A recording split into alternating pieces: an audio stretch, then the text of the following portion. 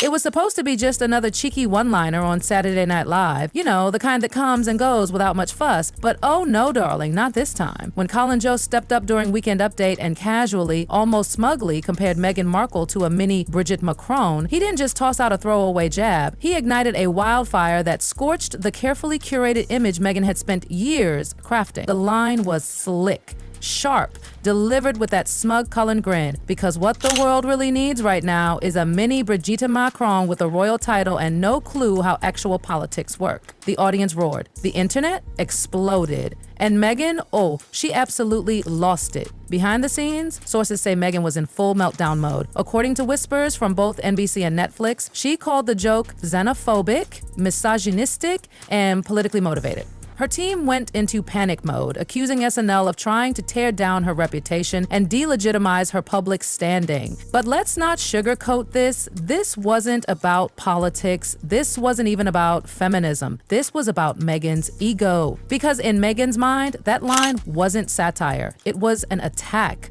She wasn't being roasted. She was being challenged, threatened, dethroned.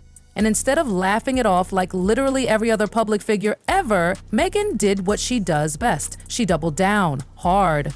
Now, here's where it gets really wild. She genuinely believed, yes, believed, that SNL should have run the joke by her first. Like, gotten her PR team's approval, as if she's some head of state or a royal censor with a hotline to 30 Rock. Girl, what? That if she broke the rules, she would get more publicity than if she abided by the rules. I mean, the woman is incorrigible.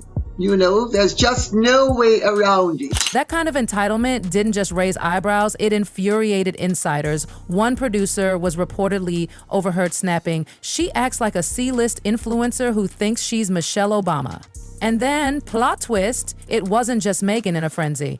Even Brigitte Macron herself allegedly wasn't thrilled. French media insiders claimed the First Lady stormed into President Macron's office the morning after the SNL episode aired, slapped him across the face, and demanded to know if she really resembled that spoiled American narcissist. Now, sure, Macron's team denied the slap, duh, but French journals insist something definitely went down. What's more, the French government made zero effort to defend Meghan or align with her after that. Crickets. Meanwhile, the internet was in full rose mode. TikTok was flooded with memes, parody podcasts, fake press conferences, even a satirical perfume ad titled Mini by Meghan. And every platform, every voice was laughing. Everyone. Except Meghan. And that's the core of this scandal. Meghan Markle could not take a joke. She wanted to be admired like Eleanor Roosevelt, but reacts like she just got kicked off a Real Housewives reunion. She wants to walk the walk of a political thought leader, but can't even handle 10 seconds of late night satire. And it's worse than just bad optics, because Meghan has been desperately trying to rebrand herself as a serious global voice. Activism, leadership, podcasting, all of it. But here's the tea. The world hasn't exactly followed her there. The Spotify deal flopped. Netflix projects constantly stalling. Her public favorability nosediving like a stone off a cliff. So that SNL joke, it wasn't just a burn on live TV. It pierced her narrative, hit her right in the heart of her image strategy. And here's where things get even messier. Insiders at Netflix and other Hollywood studios, they're over it. Quietly, yes, but decisively. Some producers aren't even taking her calls anymore. One major exec allegedly told Variety, "Working with Meghan is a PR minefield." Another added, "You can't ask for the respect of royalty and the freedom of celebrity and then cry foul when people treat you like both." Even her own allies are stepping back. Oprah? Silent. Tyler Perry? Vanished. People aren't avoiding Meghan because she's powerful. They're avoiding her because she's exhausting. She just doesn't understand satire, one source bluntly said. You don't get immunity just because you've got a sob story and a title. And oh, let's talk about Harry. While Meghan was reportedly throwing a full-blown tantrum behind the scenes, slamming her team for not predicting the joke, Harry was, brace yourself, just sitting there, quiet, mortified. Royal sources said he was deeply embarrassed. Some of his old military buddies have started backing away. They're confused how the prince, who once symbolized royal grit and resilience, has now become this. He's gone from war hero to a silent extra in Meghan's never-ending PR spiral. And it's not just Meghan being roasted anymore. She's being written off. That joke, it cracked the illusion.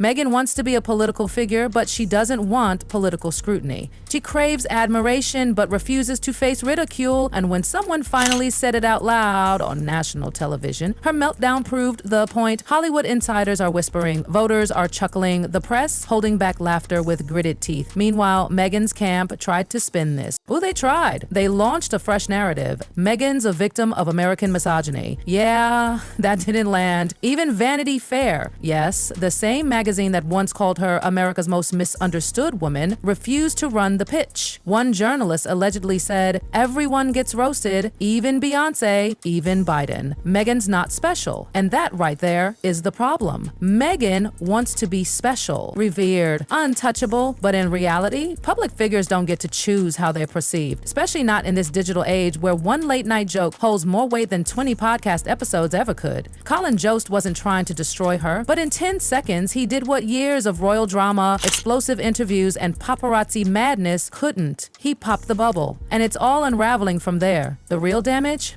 It didn't come from the joke itself. It came from everything Meghan did after. Her meltdown wasn't some private, behind closed doors hissy fit. It spilled out into boardrooms, emails, studios, headlines.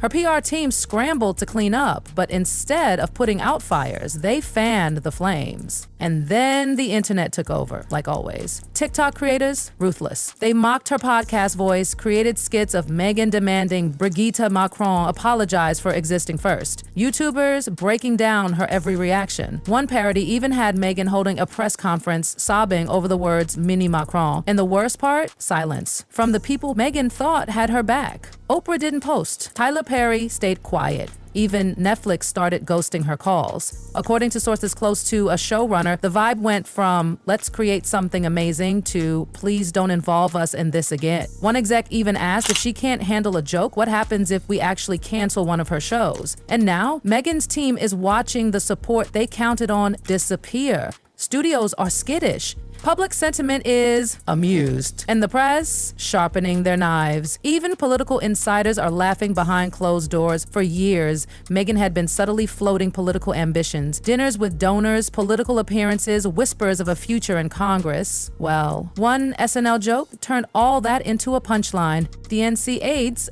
allegedly joked that Meghan should run for prom queen, not president. Brigitte Macron's camp kept their distance, said nothing to defend Meghan. In fact, French media doubled down, calling the comparison an insult to their first lady. One French paper wrote, Brigitte Macron is educated, poised, and respected. Meghan Markle is not. That quote, screenshotted, reposted, it became the top-liked tweet in France that week. Meghan thought she could spin this, like she always had, that she could out-talk the headlines, shape the narrative. But this time, the narrative spun her. She tried to reframe it as sexism. That failed. She tried to reframe it as a race issue. That flopped too. Even the media that once bent over backward to defend her couldn't make it work. A columnist at The Atlantic, who once called her a symbol of resilience, wrote that her SNL reaction undermined her entire leadership image. And Meghan? Still couldn't laugh it off. She treated it like a global incident, a full-blown diplomatic crisis. That level of entitlement, ooh, but the damage had already drilled too deep. This wasn't just about her image anymore. It was about control, and Meghan had lost it. And when she finally did speak out publicly, it was a cringe fest. A painfully polished post appeared across her social media, packed with all the usual buzzwords: resilience, misogyny, healing, leadership, and a brand new phrase nobody was ready for: weaponized comedy. The top reply on X, formerly Twitter, a devastatingly simple, girl, it was a joke. And just when you thought it couldn't get worse, it did. Late night host pounced. Jimmy Fallon threw a jab about Meghan trying to trademark the phrase mini Macron. Jimmy Kimmel went all in. His monologue portrayed Harry as a hostage trapped in the world's longest awkward silence. The crowd was cackling. America was giggling. The world was moving on without her. Because Meghan's worst fear had come true. She wasn't hated. She was mocked. She had tried for years to mold her image into something pristine, noble, bulletproof, but the moment the world gently pushed back, it shattered. Colin Jost didn't just tell a joke, he lit a match under a fantasy. And now Hollywood was pulling back fast. Projects attached to Meghan were being reevaluated. Some went straight into development limbo. Others canceled quietly, without press releases. One animated children's series was axed in complete silence. Another docuseries, supposedly highlighting female political leaders in underrepresented nations, never even made it out of first-round review. Why? One insider put it plainly: no one wants to spend millions on someone who might turn every minor hiccup into a moral war. Meanwhile, Mini Macron took on a life of its own. What started as a quip turned into a cultural label. It became shorthand in entertainment and politics alike. Anytime someone demanded power but wilted under pressure, they got called a Mini Macron.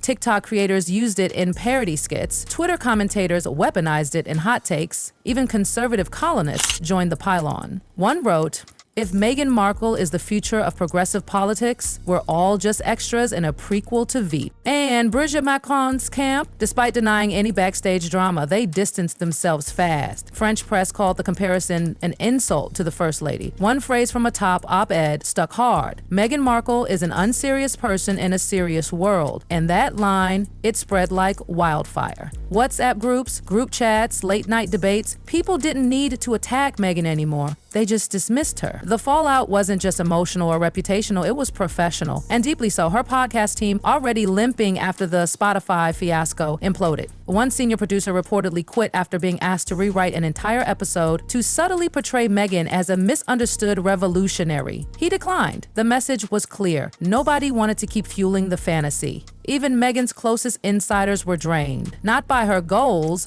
but by the constant damage control. And poor Harry looked like he was losing altitude with no parachute. At public events, he appeared nervous, distracted. Even photographers noticed he stopped reaching for Meghan's hand like he used to. During a charity gala, cameras caught him fidgeting with his wedding ring while Meghan delivered a speech. It wasn't exactly a smoking gun, but it didn't go unnoticed. Speculation about their relationship reignited, but this time it wasn't tabloid fluff, it was serious. Even longtime royal watchers were worried. One former palace staffer told a British outlet, "Harry used to protect her. Now he looks like he's protecting himself." Even Archewell, their beloved foundation, felt the tremors. Donations dropped, corporate partnerships stalled, morale sank. One anonymous employee leaked an internal memo in which a manager advised staff to tread carefully around Meghan's media cycle. Tread carefully. That's what Meghan had become, something people had to walk on eggshells around, and the cruelest twist of it all, the public didn't even care enough to rage. There was no mass cancellation, no aggressive smear campaign, just a collective eye roll. Meghan hadn't been canceled, she'd been tuned out. Her relevance? Still there, but hollow, sustained not by impact, but by spectacle. She had once dreamed of being a voice of a generation, royal, activist, cultural icon, but now she was just a punchline, a running joke in late-night monologues, a meme, a warning sign in studio pitch meetings, and by the time the headlines finally cooled, Meghan had become the very thing she feared most, a character in a story she no longer controlled. She thought leaving the royal family would make her untouchable, that building her own brand would give her freedom, that being Meghan Markle meant power without consequence. But now, even that brand was in free fall. What was left was a name that made people laugh for all the wrong reasons.